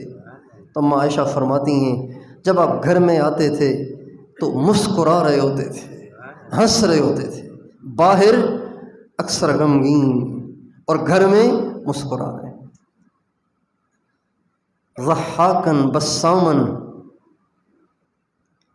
ایک دفعہ حضرت سودا اماں عائشہ کے گھر میں آئیں، حضرت سودا اماں عائشہ کے گھر میں آئیں۔ کون آئیں؟ حضرت سودا رضی اللہ عنہ، میں ذہن میں نہیں رہا کہ میں نے کون سا نام لیا۔ حضرت سودا رضی اللہ عنہ اماں عائشہ کے گھر میں آئیں آپ علیہ السلام سے ملنے کے لیے۔ اماں عائشہ نے حریرہ بنایا تھا، حریرہ بنایا تھا، تو حضرت سودا سے کہا کھاؤ، وہ کہا میں نہیں کھاتی، مجھے ابھی دل نہیں کر رہا۔ کہا کھاؤ ورنہ تیرے منہ پہ مل دوں گی میں، کھاؤ ورنہ تیرے منہ پہ مل دوں گی۔ حضرت سودا نے کہا میں نے نہیں کھانا، میری طبیعت ہی نہیں ابھی کھانے کو۔ اماں عائشہ نے وہ حریرہ لیا اور حضرت اماں سودا کے منہ پہ مل دیا۔ آپ علیہ السلام نے فرمایا سودا ابھی حریرہ اٹھا، میں عائشہ کو پکڑتا ہوں، تو اس کے منہ پہ مل۔ ہمارے نبی نے اماں عائشہ کو پکڑا، حضرت سودا نے وہ حریرہ اٹھا کے حضرت اماں عائشہ کے منہ پہ مل دیا۔ آپ نے جا کے حریرہ نہیں ملنا، کہیں سنت پوری، یہ سنت نہیں ہے، یہ ایک مثال عرض کر رہا ہوں کہ گھر میں کس موڈ میں رہنا چاہیے، گھر میں رہنے والے کا موڈ کیا ہونا چاہیے۔ کہیں آپ اہلیہ سے کہیں کہ آج حریرہ بناؤ، پھر اس کو بٹھا کے کہیں اب ہلی ہو تو ماروں گا تجھے، اور اس کے منہ پہ حریرہ مل لیں اور کہیں کہ شکر ہے سنت ادا ہو گئی۔ ایک سنت کو زندہ کرنے پہ 100 شہیدوں کا ثواب۔ یہ نہیں، ایسے نہیں کرنا۔ اتنا سمجھیں کہ گھر میں موڈ کیسا ہونا چاہیے، گھر میں 12 نہیں بجنے چاہیے، گھر میں نہیں 12 بجنے چاہیے۔ ہنسی مذاق کریں، بچوں سے کھیلیں، اور بیوی کو محبت بھرے القاب سے پکاریں، محبت بھرے القاب سے پکاریں۔ کبھی کبھی نام لینے میں بھی حرج نہیں ہے، لیکن آپ علیہ السلام کی عادت شریفہ تھی کہ آپ اکثر پورا نام نہیں لیتے تھے، القاب یا فرماتے تھے یا عائشو، عائشہ نہیں، یا عائشو۔ یہ عرب کے ہاں پیار سے ترخیم کر دیتے ہیں، ترخیم المنادا، آخری حصے کو کاٹ دیتے ہیں، یا عائشو۔ کبھی آپ فرماتے تھے یا حمیرہ۔ گھروں میں محبت پیار سے رہیں، محبت دیں، نرم سلوک کریں، دین پہ لانے کی کوشش چھوڑیں نہیں، لیکن دین پہ لانے کے لیے پیار اور محبت کو ذریعہ بنائیں، سختی نہیں، پیار سے، محبت سے۔ کوئی آپ کی نہیں مان رہا تو اپنا قصور سمجھیں کہ مجھ میں اتنا اثر نہیں ہے، یعنی کہ 1000 دفعہ سمجھایا پھر وہی کا وہی، کتے کی دم ٹیڑھی کی ٹیڑھی، ایسے نہیں، پھر پیار، پھر پیار، پھر پیار، پھر پیار، پیار سے سمجھائیں۔ آپ علیہ السلام کا ارشاد ہے، اللہ رحم فرمائے اس خاوند پر جو خود بھی تہجد میں اٹھے اور بیوی کو بھی اٹھائے، اگر بیوی نہ اٹھے تو اسے پانی کے چھینٹے مار کے اٹھائے، حدیث پاک ہے۔ اللہ رحم فرمائے اس بیوی پر جو خود بھی تہجد میں اٹھے، اپنے خاوند کو بھی اٹھائے، اور خاوند نہ اٹھے تو پانی کے چھینٹے مار کے بھی اٹھائے۔ پانی کے چھینٹے مارنے سے مراد یہ ہے کہ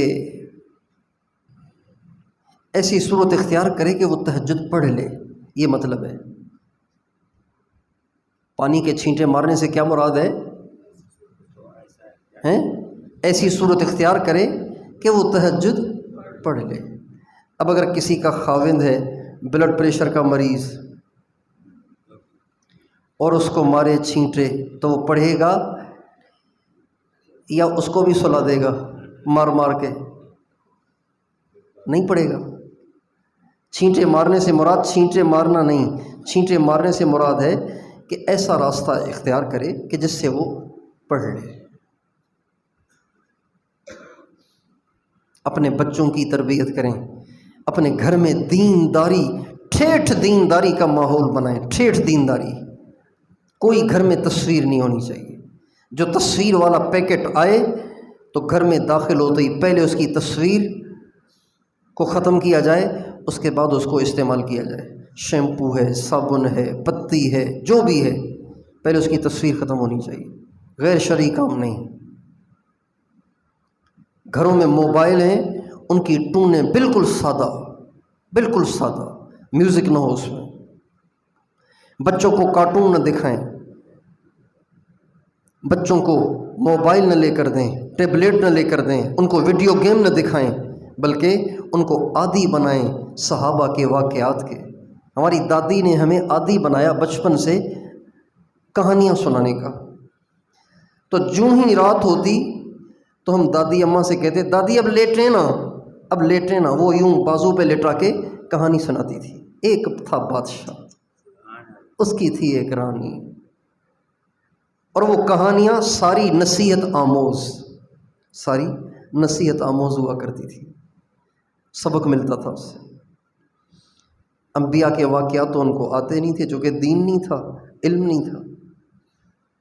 کوئی انبیاء صحابہ کے واقعات بھی سنائے، ہم اپنے بچوں کو صحابہ کے واقعات سنائیں۔ اور اگر آپ کو نہیں آتے ہیں تو ایک کتاب بتاتا ہوں آپ کو، آپ وہ کتاب لے لیں۔ اور فضائل اعمال کی تعلیم تو ضروری ہے اعمال پر لانے کے لیے، لیکن بچوں میں دلچسپی پیدا کرنے کے لیے، صحابہ کے واقعات کو سننے کی دلچسپی پیدا کرنے کے لیے ایک کتاب ہے، اس کا نام ہے فتوح الشام۔ ہاں، یہ کتاب لے لیں، اور یہ گھر میں تھوڑی دیر بچوں کو بٹھا کے سنائیں۔ میں نے جب گھر میں شروع کی تو بچے کہتے تھے، ابو اس کو پورا تو کریں نا، اس کو تھوڑا سا پورا کریں نا۔ بچے کہتے تھے ایسے لگ رہا ہے جیسے سامنے سب ہو رہا ہے، تو دل کرتا ہے اب پتہ نہیں آگے کیا ہوگا، پتہ نہیں اب کیا ہوگا، پتہ نہیں اب کیا ہوگا، پتہ نہیں اب کیا ہونے والا ہے۔ تو ایسی کیفیت بنتی ہے اس کتاب سے، فتوح الشام۔ یہ کتاب لے لیں، اپنے بچوں میں دلچسپی پیدا کرنے کے لیے یہ کتاب ان کو ضرور پڑھ کے سنائیں، اور خود بھی سنت لباس میں ملبوس رہیں، اپنے بچوں کو الحمدللہ یہدیکم اللہ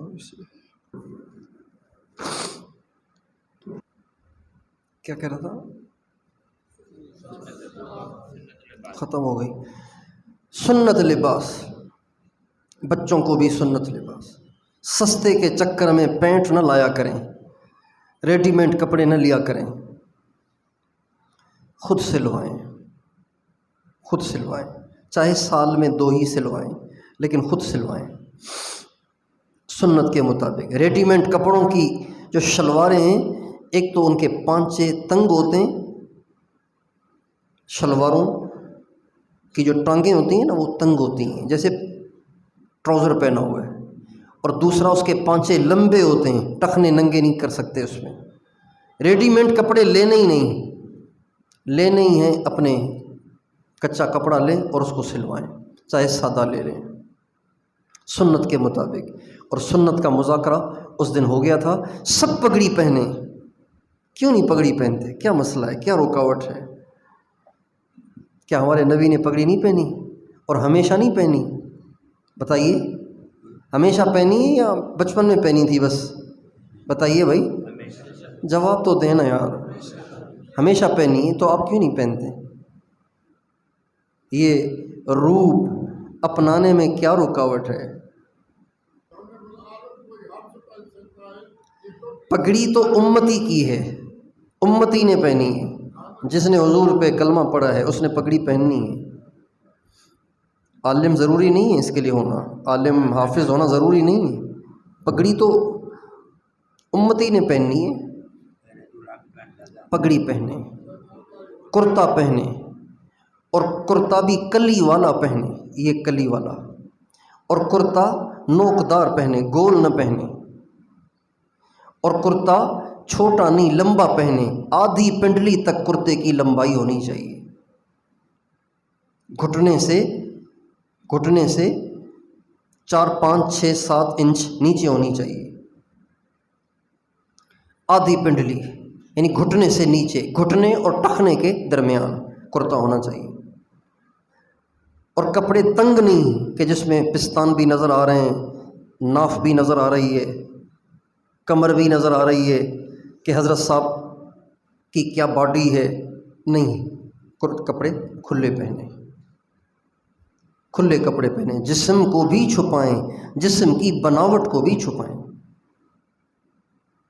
اسی طرح عورتوں کے لیے تو مردوں سے بھی زیادہ ضروری ہے ایسے کپڑے پہنے کہ جسم کا پتہ ہی نہ چلے، جسم کی کوئی بناوٹ نظر نہ آئے. کمر، سینہ،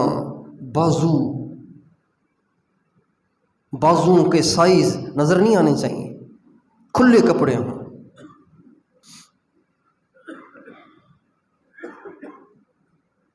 اور کوشش کریں سفید لباس پہنیں، سفید لباس پہنیں. اور شلوار کہاں رکھنی ہے؟ آدھی پنڈلی، ٹخنوں سے اوپر نہیں. ٹخنوں سے اوپر تو ہے واجب، سنت ہے آدھی پنڈلی تک، یعنی ٹخنے سے بھی 4 انچ اوپر، 5 انچ اوپر، 4 انچ اوپر، 5 6 انچ اوپر ٹخنے سے آدھی پنڈلی. اس لباس میں ہر وقت رہیں. یہ نہ سوچیں کہ لوگوں کو کیسا لگوں گا، یہ سوچیں کہ اسی حال میں مروں گا تو حضور کو کیسا لگوں گا. یہ سوچیں کہ اسی حال میں مروں گا تو اللہ کو کیسا لگوں گا. ایک بزرگ جب جمعے کے دن تیار ہوتے تھے، پگڑی، کپڑے شپڑے، سنت، مونچھیں کتر کر، داڑھی کو کنگھی کر کے، تو آ کے خلوت میں بیٹھ جاتے اور کہتے تھے یا اللہ، لوگ تو جا کے آئینے پہ کھڑے ہوئے ہوں گے اور لوگوں نے تو اپنے پیاروں سے پوچھا ہوگا آج کیسا لگ رہا ہوں. میں تجھ سے پوچھتا ہوں تجھے کیسا لگ رہا ہوں. یا اللہ آپ مجھے بتائیں میں آپ کو کیسا لگ رہا ہوں. اس لیے کہ میں تو چاہتا ہوں کہ آپ کو اچھا لگوں. آپ کو کوئی تجھ سے کوئی کچھ مانگتا ہے، میں تجھ سے تجھی کو خدا مانگتا ہوں، کوئی مجھ سے پوچھے میں کیا چاہتا ہوں، میں اپنے خدا سے خدا مانگتا ہوں۔ میں تو تجھے خوش کرنا چاہتا ہوں۔ ساری دنیا مجھے دیکھ کے سیٹیاں بجائے، تالیاں پیٹے، مذاق اڑائے، مجھے کوئی ٹینشن نہیں اگر آپ خوش ہیں تو۔ لیتک تحلو والحیات مریرۃ ولیتک ترضی والانام غضاب، اے کاش کہ وہ وقت بھی آئے جب تو مجھ سے راضی ہو، دنیا مجھ سے ناراض ہو، تو میٹھا ہو دنیا کڑوی ہو، تو خوش ہو دنیا ناراض ہو۔ اس کا بھی عجیب مزہ ہے، ساری دنیا ناراض ہے، اللہ راضی ہے۔ اجد الملامت فی ہواک لذیذۃ حبا لذکرک فلیلمنی اللوم، عاشق کہتا ہے اپنی محبوبہ سے کہ اے میرے محبوب، تجھ سے محبت کی وجہ سے مجھے بڑی لان تان ہوتی ہے، تیرے عشق میں مجھے بڑی لان تان ہوتی ہے، بڑی باتیں سننا پڑتی ہیں، بڑا میرا لوگ مذاق اڑاتے ہیں، بڑا مجھ پہ لان تان کرتے ہیں، لیکن میرے محبوب جتنی مجھ پہ لان تان ہوتی ہے اتنا مجھے مزہ آتا ہے۔ کسی کے عشق میں ملامت برداشت کرنے کا بھی عجیب ہی مزہ ہے۔ تو ان ساری باتوں کا اہتمام فرمائیں۔